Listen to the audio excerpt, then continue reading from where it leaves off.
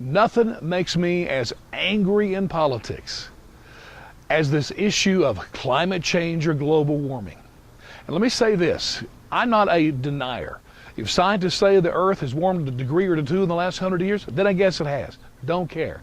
If they say to me that it's going to be a disaster for the coastlines in 20, 100 years, then it's going to be a disaster. I would encourage those people to start preparing now. But what I can't stand and what just makes me want to fight, and I will till I die, is this. For liberals who push this agenda so hard on everybody, this whole climate change, global warming agenda, it's not the science, it's the political agenda that I object to. But their only answer to this is to tax the poorest of the poor, to make sure the poor pays out of what they don't even have. Let me explain. When President Obama gave his climate change speech just, a month or two ago, he made the comment he's going after the coal companies, going after them. Guess what's going to happen when you take coal out of our system?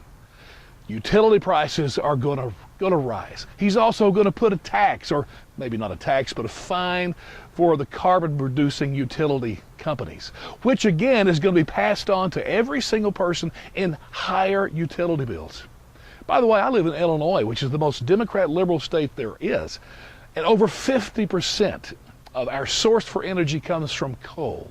Can't imagine how much utilities would go up if these people had their way. And here's what gets me. Liberals say, oh, we're out for the poor people. We want to help out the old and the elderly and the sick and the economically depressed. Really? So you're going to make something happen that's going to cost every single one of those people more money in utility bills. That's why I'm mad.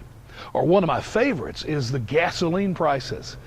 Most liberals will gladly say, openly say, they'd love to see gas prices rise another $1, $2 a gallon because they understand the market economy. What happens then is we use less gas. Well, yeah, because we can't afford it. Once again, it's a tax on the poorest of the poor because let me tell you right now, rich people who they seem to be against, they don't care how much you raise taxes or their gas taxes because they're rich.